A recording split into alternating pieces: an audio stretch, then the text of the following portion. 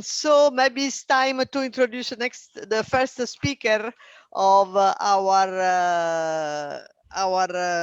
program, Olivier Guibet, for which will give a course on renormalized solution.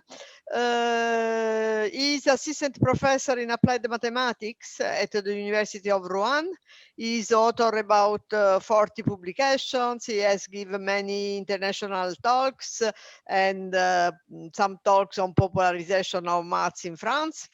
He has also recovered many important tasks for our community, in particular member of the National Committee of the University, and have an important local investment. Concerning his research concerned nonlinear partial differential equation, elliptic or parabolic with data L1 or measure. And so his results mainly concern existence, uniqueness, stability question in the framework of renormalized solution. And more recently, he studied some homogenization problem in the same framework. He directed or co-directed 5 PhD theses, and in particular, we co-directed together. I had the nice opportunity to co-direct with him 2 PhD theses in Rouen concerning a renormalized solution and homogenization, and I am very grateful to have been introduced in the world of renormalized solution because of that. Okay, so please, Olivier, you can start share your screen.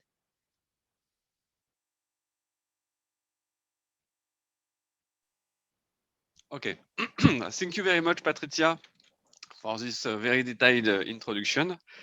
So first, I would like to thank the ICTS for providing us this the technical, the Zoom, the so on organization. And also, I would like to thank, of course, the organizer, Patricia, Antonio, Nanda, Edita, and Daniel, because it is very nice to organize, even if it is not the usual framework to organize um, a conference. But I'm very glad to be here in live, and I will try to talk and to explain the framework of normalized solution. Okay, so also I would like to thank Umberto, because it was written January and not February. Okay, so my talk is not directly in the multi-scale analysis, because it is in some sense it is to do some to make some asymptotic analysis, but in the L1 context. But before to be able to do such an analysis, because the notion of elliptic or parabolic equation with L1 data is not so usual, and we have many technical and concept definition. So I will try to explain during these lessons, this notion, and what are the difficulty, what is the concept, and also for people who have in mind what is asymptotic analysis, what kind of difficulties you will have to perform some asymptotic analysis. So I hope that everything is okay for you, because I have no return. Everything is okay for you? Yes, Olivier. Okay. Yeah, Thank you it's very much. good. It's good. Yes, because I have because I had a problem with the 2 monitors. One monitor is done, so I have just one. So thank you very much for the information. So, and I will try to write also on the document write in live some proof or some information. So I hope that everything will be okay for you. Okay, now so here it is the outline of my lesson in some sense. So first I will try to give an incomplete history of the L1 data, starting from the work of the pioneer work of Bocardo and Galwait, and to give you some information about different notions of solutions that we have. And also I will try to explain in the simple case of the quasi-linear equation, how we can find the how we have what is the proof of the existence of a solution in the sense of distribution, and what is the problem of this notion. Next, I will talk about the existence of normalized solution for a quasi-linear elliptic equation with L1 data. So I will give the definition, and I will try to give a complete proof of the existence of solution. Of course, it is in the quasi-linear case, so it is the difficulties are not so much. So I will try to give a complete proof. I will give some information about the stability and also some extension, because here I will consider the particular case of a quasi-linear equation. So I will give some information about what kind of more general problem we can perform with a normalized solution. The next step is a question which on which I work for a long time. It is the question of the uniqueness, because one of the interest of normalized solution is to have the uniqueness, to have uniqueness and stability properties. And in fact, we with some using the techniques of normalized solution, in fact, we improve also the knowledge of uniqueness of the uniqueness question for elliptic equation with standard data, that is in L2 or in the variational case. So I will try. So, but to explain also the main difference between the case when you have the lower order term lambda u, so because here it is the lambda u term, and the difference between the case where lambda is a positive real number and the case when lambda is equal to 0, because of course the proof are very different, and we have a lot of difficulties when we consider the case where lambda is equal to 0. And if I have the time, I will try to explain to you some extension, because many papers consider, in fact, Dirichlet boundary condition. And of course, it is interesting to try to develop and to study some elliptic or some parabolic equation with another boundary condition, that is some Neumann condition or some Robin condition. And in a very recent study with Patrizia and Readel Fulgencio, some problem with L1 data and the two component domain with jump at the interface. So what it is the outline of I will try to follow these outlines in my lessons. So next, some incomplete history. So first I will consider the standard quasi-linear elliptic equation, which is our main problem in all this in these lessons. So here I will consider a domain an open and bounded. So I forgot to write bounded domain of Rn. Lambda is a non-negative real number, and the standard study for quasi-linear elliptic equation is to have a matrix field, which is a Caradere function, which is elliptic, and which is bounded. So here it is the two assumptions that we have here, which are very classical. And if F belongs to the dual space of each one 0, so here it is the usual Sobolev framework. So you know that the notion of weak solution is appropriate, and using for example, Lax-Milgram theorem and some fixed point theorem like the Lorentz-Schroeder fixed point theorem, then it is very easy to know that there exists at least one solution of this variational equation. Okay, now because our goal is to deal with L1 data.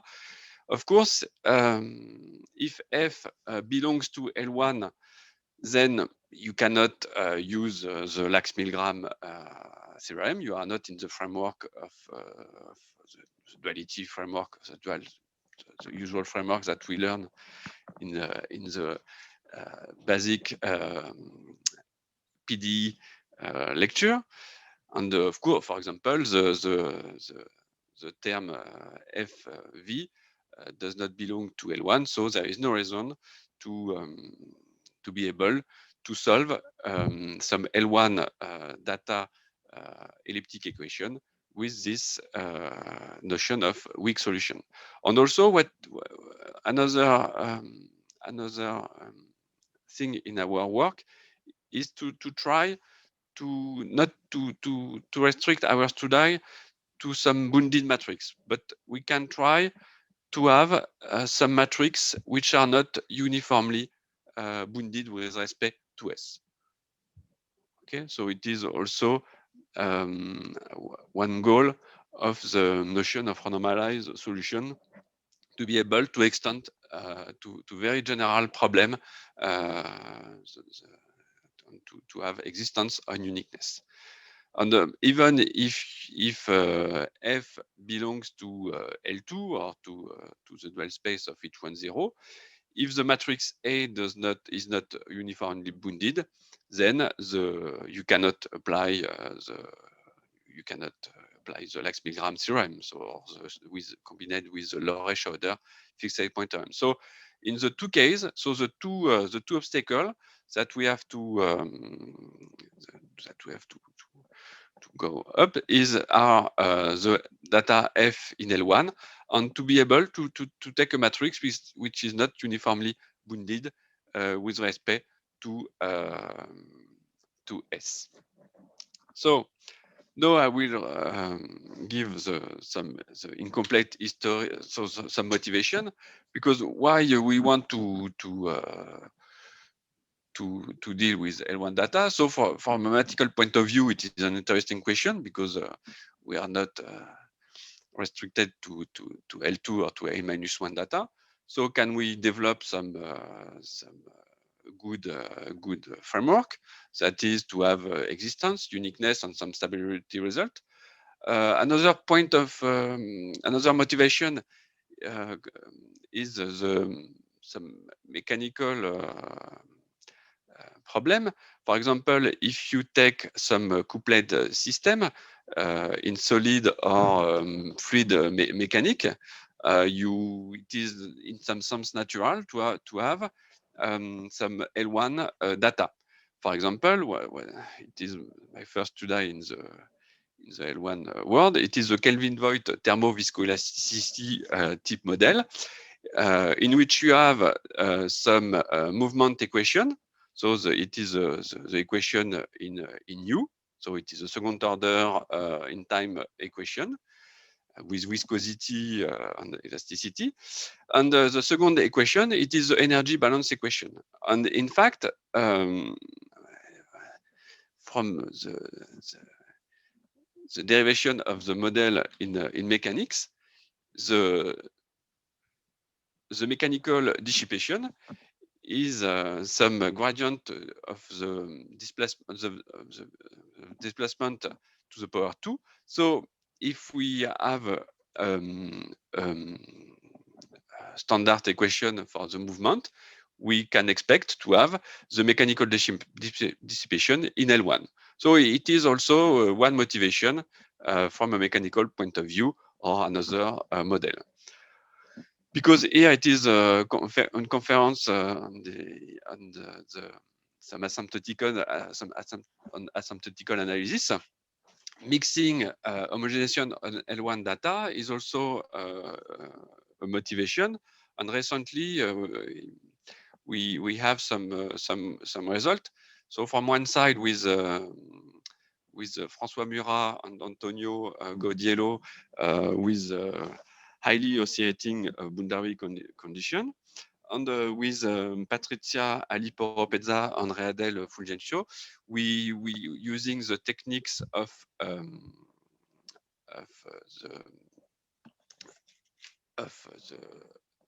unfolding method, we were able to perform some asymptotical analysis on some elliptic equation with periodic in the periodic case and with L1 data. So, but and I think you will have some a talk of Readel about this kind of problem. So, of course, before to study the homogenization with L1 data, it is better to see the case of L1 data in a fixed domain. Another motivation to have a matrix A which is not bounded is that you can have some model in which the matrix is not necessarily bounded, and also we study with Dominique Blanchard some model in which you have some blow up of the matrix, and in this case we try to perform some analysis of the PDE using the renormalized concept. So here it is, in some sense, it is our motivation of elliptic equation or parabolic with L1 data. Now I will talk a little bit about some of the pioneer work, which is the work of Boccardo. I'm very sorry for the Boccardo-Galouette paper, which is a pioneer work. So I will give the result in the particular case of our matrix A is bounded, because in fact it is not, we cannot perform this analysis without this assumption. So it is one of the objects to say that it is not the ideal notion of solution.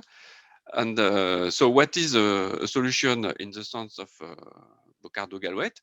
So it is in the sense of distribution. So first we have the regularity of the solution, and we cannot expect to have a solution in the usual H1 0 subbolaic space. So the notion of solution is that U belongs to some subbolaic spaces W1Q0 for Q which is in some sense small. Okay, so here you have the range of Q, and the equation is in the sense of distribution. That is, you can take any test function in infinity with compact support function of omega. So here you can remark that because U belongs to some subbolaic space, the term lam U phi is integrable. Because the matrix A is bounded, there is no problem, because the gradient of phi is very regular and gradient of U is in more than L1. So the equation is okay. And of course, for the term F phi, there is no problem to give a sense of this equation. So some remarks that are that first, U is not an admissible test function. So in fact, it is the main problem for proving some stability or some uniqueness result, because if you don't know that U is an admissible test problem, except in some duality context, you cannot. I don't know how to perform the uniqueness question or to have some stability result. So of course, here it is a very restrictive case of the Boccardo-Galouette work, because in fact, all this result can be can be generalized to some nonlinear operator with P growth. In the paper of Bocardo-Galouette, you can consider some parabolic equation with L1 or measure data, because in fact the term f phi is also well defined if you replace f by a random measure with bounded variation. So I will give a short proof in the case of in this case, and so as usual in PDE and what I learned in PDE, if you are not in the standard framework, then you take an approximate problem. You have to make some estimate, and you try to pass to the limit in the equation. Then, so I will, because the proof in the 89 paper is more technical, I will give you the proof in the paper of 92, which is less technical. In fact, it is to derive the Bocardo-Galouette estimate. A possibility is to consider some specific test function depending on U epsilon. So here I recall that I have this equation, which is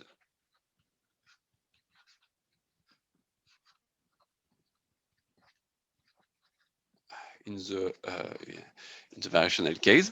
And in fact, if you use the test function phi m of u epsilon, which is in fact in L infinity and independently of u epsilon, in fact the bound depends only on m, then you can obtain this estimate and independently of m.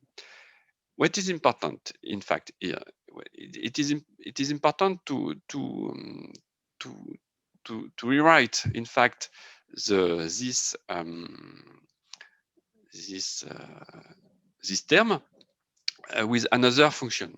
So, and in fact, if you take another function in u epsilon, which is pm, which is a primitive of 1 plus the absolute value of s to the power 1 minus m over 2, then you can write, you obtain that the gradient of pm of u epsilon is bounded in H1 0, because here with the Poincaré inequality, you have also, for example, that pm of u epsilon to the power 2 is bounded by another constant C prime divided by m. And what is important? It is important to see that if m, if you take m small enough, then 1 minus m over 2 is greater than 0. So in fact, it is a very important estimate. Okay, so I will continue with the estimate. So here we have some power of u epsilon, because what is important is the asymptotic behavior of this function. So power of u epsilon is bounded in H1 0. So here, using the Sobolev inequalities, we obtain that the function pm of u epsilon is bounded in L2 over n minus 2. That is, if I translate with the m parameter, u epsilon is bounded in LQ for any q less than 1 minus m multiplied by n over n minus 2. And because I can take m small enough near 0, but not equal to 0, we can obtain the very first estimate, that is, u epsilon is bounded in LQ of omega for any q less than n over n minus 2. So what it is a first estimate which is very important in the Bocardo-Galouet papers and also in the renormalized in the L1 literature. Okay, now to be able to pass to the limit in our problem, I need also to have information of the gradient. And as far as the gradient is concerned, it is just a consequence of the Holder inequality. If you using the previous estimate on U epsilon and with the first with the test function which is the function phi m, then you can obtain that the gradient of U epsilon is bounded in LQ, okay, with a condition on Q. And in fact, this condition, because you can take M small enough, okay, near zero, then in fact you can you obtain that U epsilon, the gradient of U epsilon is bounded in LQ for any Q less than n over n minus 1. So here it is, in fact, the Bocardo-Galouet estimate in the particular case of our elliptic or quasi-linear elliptic equation with L1 data, that is U epsilon is bounded in W1Q 0. And here you can also, I have to restrict my study with I take n greater than 2 because but it is okay also if you in the case f n equal to 2. But so when you have this estimate, it is not it is usual to be able to pass to the limit because you have some the compactness, the Redlich-Kondrasov theorem. So you can show that there exists a function u belonging to all W1Q 0 Sobolev spaces for Q less than n over n minus 1. U epsilon goes to U almost everywhere and strongly in L2, and U epsilon goes weakly in W1Q 0 of omega. And then it is not difficult to pass to the limit in our approximate problem because everything is okay.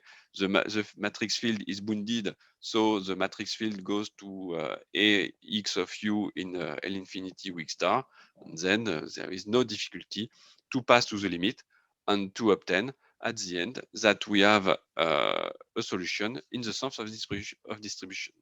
So here, and you can replace f by a radon measure with bounded variation. Okay, now what are some consideration of the standard Bocardo-Galouet estimate work? So in fact, you can generalize this for more general operator, but you have some restriction on P, which can be relaxed, but which are not in the previous paper, because you need to have U epsilon in a Sobolev space with small exponent, but you have some restriction on P. U is not an admissible test function, which is a problem to obtain some stability or to obtain uniqueness result. And concerning the uniqueness question, there is a counterexample in the work of Serine, even in the linear case. So in this, you don't have uniqueness. So the notion of solution in the sense of the description is not sufficient to obtain what is a good framework for a mathematician. Okay. And the matrix A should be bounded because you can make some gross assumption, but in general, the matrix A should be bounded to perform the solution in the sense of distribution.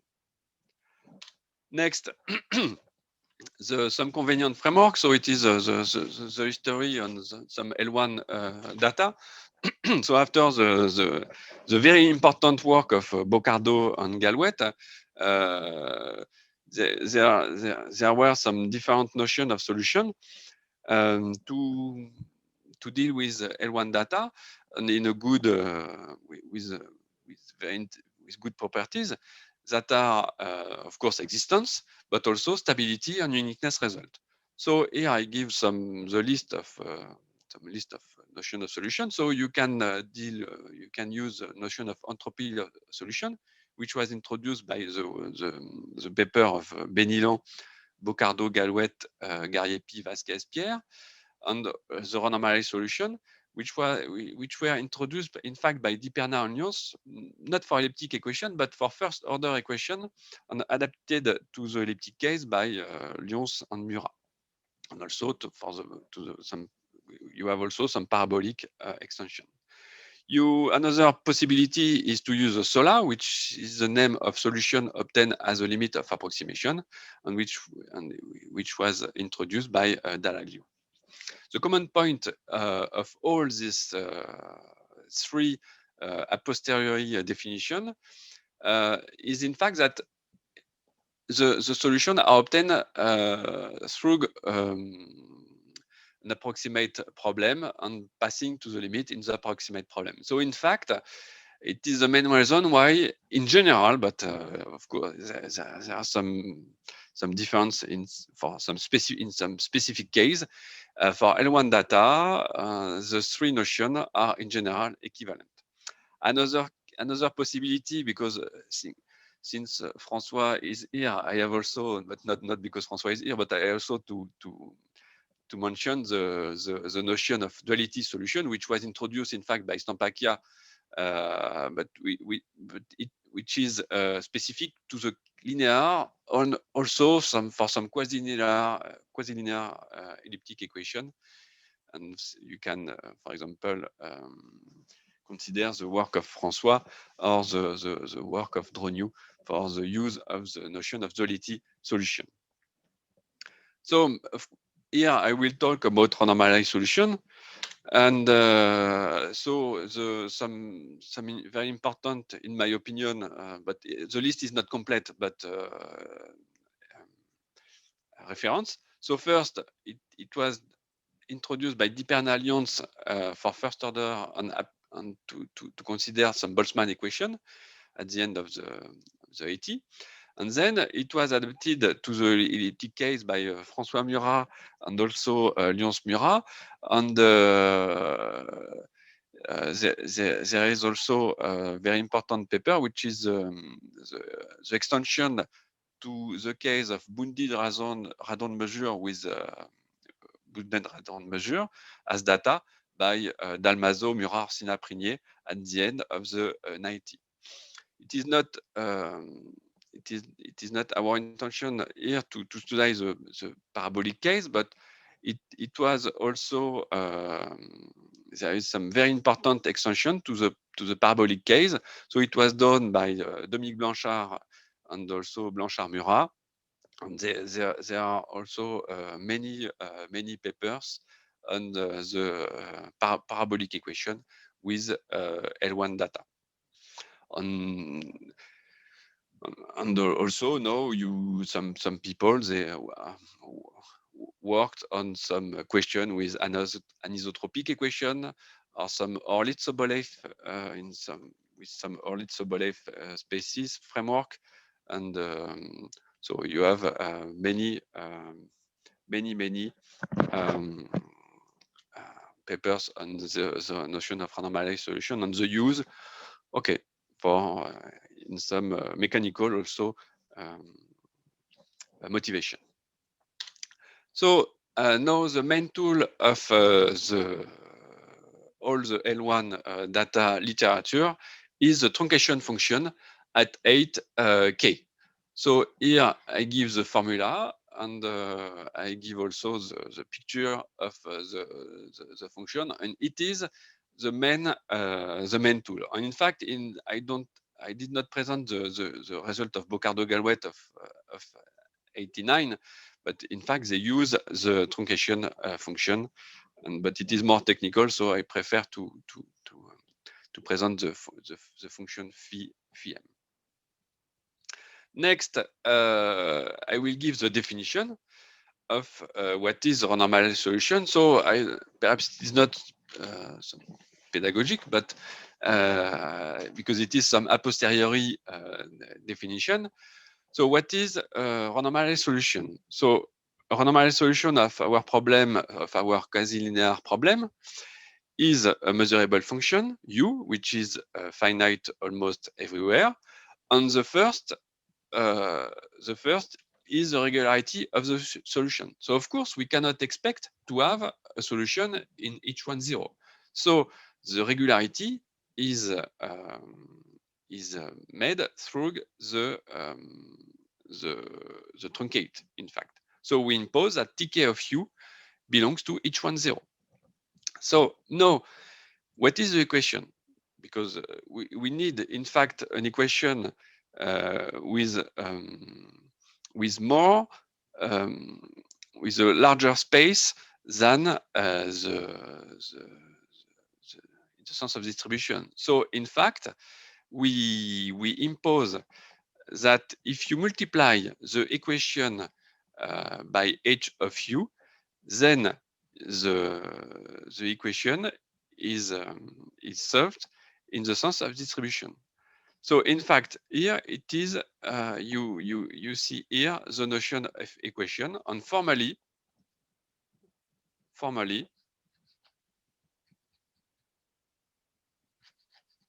you multiply this by each of u, and it is very important to have in mind that h has a compact support to give a sense, and I will of course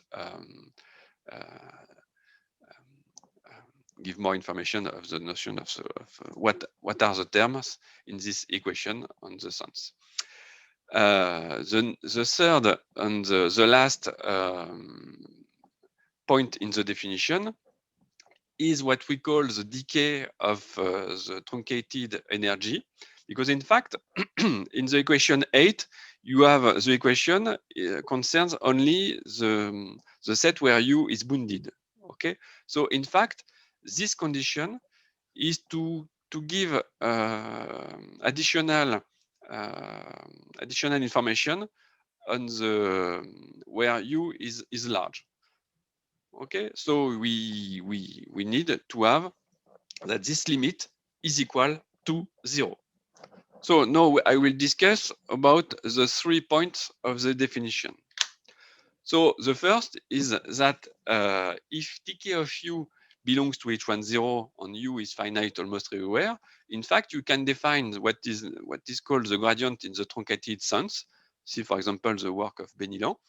So in fact, with the two properties, tk of u belongs to h1 0 and u finite almost everywhere, then in fact there exists a unique vector field, which we denote, of course, which is denoted, of course, by gradient of u, such that the gradient tk of u is equal to the characteristic function of the set where the absolute value of u is less than k, gradient of u. And in fact, what is important in this definition, because if you have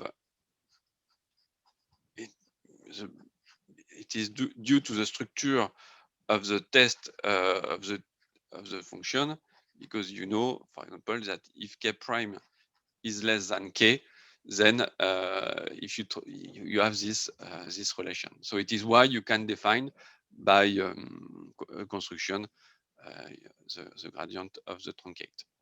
And in fact, it is important because in some case, u is not in a standard Sobolev space, so you cannot recover the gradient of u because u is not in a Sobolev space with a small exponent. So now the equation. So if you consider the equation, the first term u h of u belongs to L infinity, so there is no difficulty. The second term, so if you take the term h, the divergence of h of u, a x of u, gradient of u. So in fact, you can write because u has a compact support, so you can put inside the term tk. You can replace u by tk of u for a large k. So in fact, this term belongs to L2. So you can this term has a meaning in the sense of distribution, and in fact more than in sense of distribution. Concerning the third term, which is h prime of u, a x u gradient of u gradient of u, you can remark by the same in the same way by replacing u by tk of u that this term belongs to L1. And of course, because the last term f h of u belongs to L1. So in fact, you can see that you can extend, you can take a test function, in fact, belonging to L infinity of omega and in each one 0 of omega. By density, there is no problem to take such a test function. Concerning so it is what I wrote here. So you can take a test function belonging to each one 0 and in L infinity. And about the condition 9, which is the decay of the truncated energy. So it is a crucial. It is crucial to have this, because in some sense, it is a counterbalance of the lack of information where u is bounded. Okay, and so with this condition, you can have some stability result. Formally, you can use tk of a test function. In fact, the two properties are linked. And of course, it is crucial to have a uniqueness result. Without this information, the definition is not complete, in the sense that you cannot prove some stability result or some uniqueness result. Okay, another and last remark about the notion of normal solution is that if you consider the equation, the equation 8, even if you are in the linear case, then you have some formulation which is non-linear, because you multiply by a function h of u. So it is why it is important to remark all of this. So perhaps I have to finish, because if it is you have still 5 minutes. I have, okay, sorry. Thank you, Patricia. So now what is the theorem that we have? So we start the proof today. So assume that lambda is non-negative, and I assume now that the matrix A is more general than as usual in the standard PD course. So we assume that the matrix A is elliptic. So without this, I don't know how to do. And we assume it's in fact that A of x of S is bounded where S is bounded. So, but we assume we don't assume any gross assumption. The matrix A. So of course the matrix A is well defined. It is, you don't have any blow up, but you have only the information that A is bounded where the S is bounded. Then for any f belonging to L1, there exists at least a renormalized solution. So I will detail the proof. So keep in mind all the assumption here.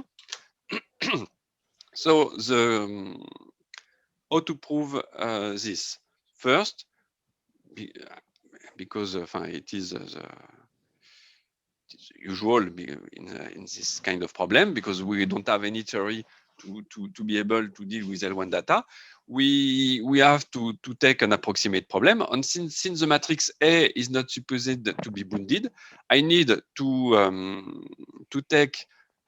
truncate, in fact, the matrix. So I truncate by taking Ax of the truncate of 1 over epsilon of S, and I take f epsilon, which belongs to L2, and I assume that f epsilon goes to F strongly in L1.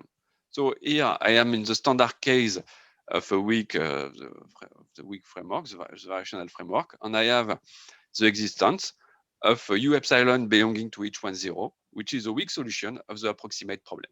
So you have you have the equation 12. Okay, so here it is standard, and of course we want to to study the asymptotic behavior, so as epsilon goes to 0. The first step of the second step, in fact, after the first step after taking the approximate problem is to prove the two estimate, which are from one side tk of u epsilon is bounded in h1 0 uniformly with respect to epsilon, and also a very important estimate or information on the behavior on where u epsilon is large. So how to do this? So you take tk of u epsilon as a test function.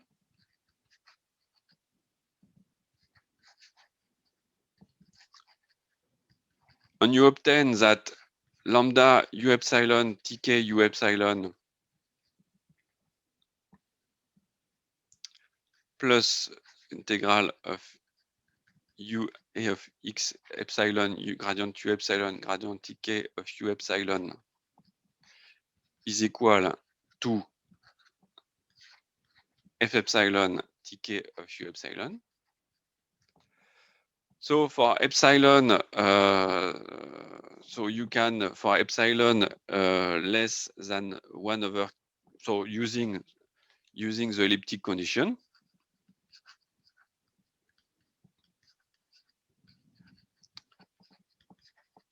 using the ellipticity condition on A, and you know that u epsilon tk of u epsilon is greater than 0. And because the f epsilon goes to f strongly in L1,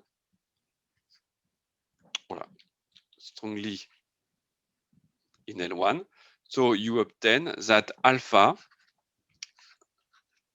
gradient tk of u epsilon to the power 2 is less than k on a constant m, where m depends on the sequence in L1. So you know that it is bounded. Okay. So here it is the main, so you obtain that tk of u epsilon is bounded in L1, in H1 0. Of course, we use the Poincaré inequality.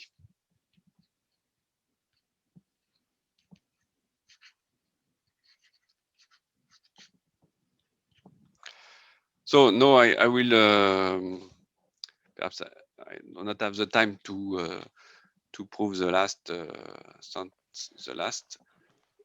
Still 3 minutes. Okay, so I will finish this. Okay, thank you. So next, to obtain this, it is so we know that tk of u epsilon is bounded in h1 0. So I will add a blank page. So what you know with the Poincaré inequality,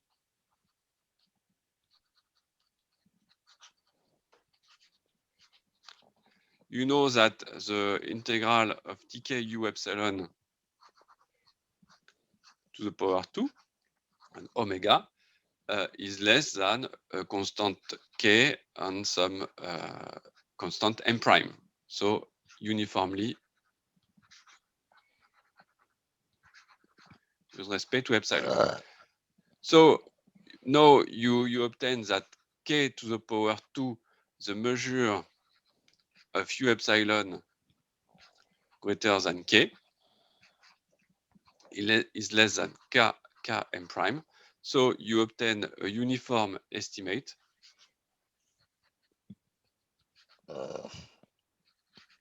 that is the measure of u epsilon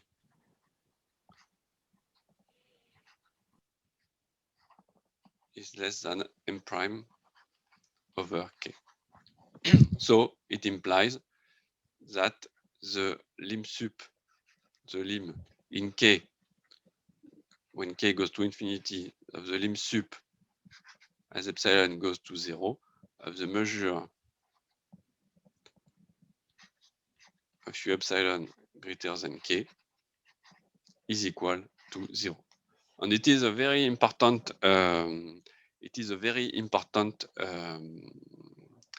asymptotic behavior on the set where U epsilon is large. So now I will continue tomorrow morning the proof of the existence, and I can share the slide and if necessary, for example. Okay, thanks a lot, Olivier. Participants, feel free to ask a question in the chat. Okay.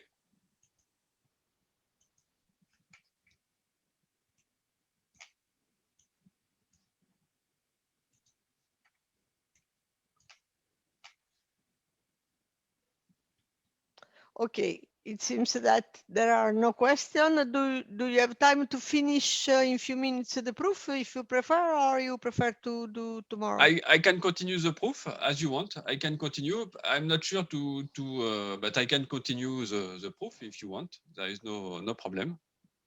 I continue the proof? Okay. Okay, Yes, so I continue. if there are questions, I will tell you. Yeah, yes, And thank you you, stop. Patricia. Okay. So the first step. So I consider an approximate problem. Then I have the very first estimate, and I recall that TK of U epsilon is bounded in H10, and I have some information, some uniform information on the set where U epsilon is large. So the next step, which is a little bit technical, is the extraction of subsequences. So in fact, taking k in n, okay, plus the information that TK of U epsilon bounded in H10 with the diagonal process.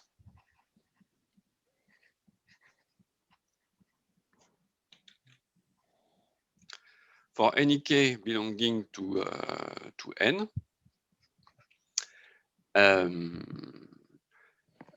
there exists uk belonging to H10 and L infinity, such that TK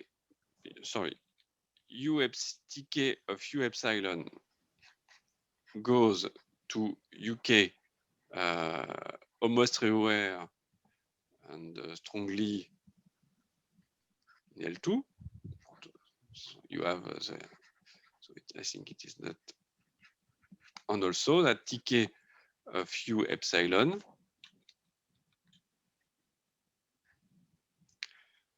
goes to U, K, weakly in H10. Okay, now we can prove that U epsilon, so here it is a subsequence. Huh? I have a subsequence, but the subsequence is denoted by epsilon. So U epsilon is a Cauchy sequence in measure. To do this, it is sufficient to observe that U epsilon minus U epsilon prime greater than eta. So if I take this set, it is included in the union. I have to take to choose the first TK. So U epsilon greater than K and U epsilon prime greater than K. Okay, so first we choose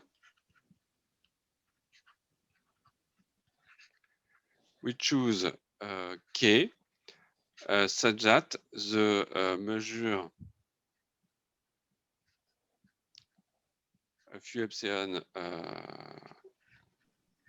small. Patrizia, there is a question. Yeah, I know that. Sorry. Wait. Olivier, finish please this point and you Okay, have a okay, question. okay. So first we choose case such that the measure is small enough. Okay. Then because tk u epsilon goes to tk u epsilon prime, so we have some epsilon 0 such that for any epsilon less than epsilon 0, the measure of this set is small. Okay, so let's Okay. stop here and you go. Okay. You can take this slide for tomorrow. Yes. So you can read also in the chat. The question is, if we are approximating solution using the L2 problem formulation, then what is the significance of the renormalized formulation improving the existence of solution? Yes. Not so clear for me, the question. Yes, but the difficulty is in fact that renormalized solutions are in fact a posteriori definition. So so in fact all these definition that are the notion of entropy solution, the SOLA and the renormalized solution, in fact it comes from the approximate Fogler approximate problem. So in fact we try to so for some problem it is not so easy, but in fact we try to approximate the problem, and we have to derive some estimate, and in fact it is at the end to have sufficient information to have also the stability, because for example in the notion of solutions is the sense of distribution. If you don't know, if u is not a possible, is not an admissible test function, then I don't know how to deal with stability result, for example. So in fact it is some a posteriori definition. Okay, thank you very much. I don't think there are other questions. Anyhow, since the subject, see, another one. Yes, of course, it is some on next slide that the solution, if f is in L2, then it coincides. Of course, but I will it is in the prevision of my slides. Okay, and anyhow, since the subject of tomorrow it will be the same, then please feel free to prepare your question for tomorrow too, so you can ask tomorrow, and maybe I wait just 1 minute for a further question. Otherwise, we will stop here.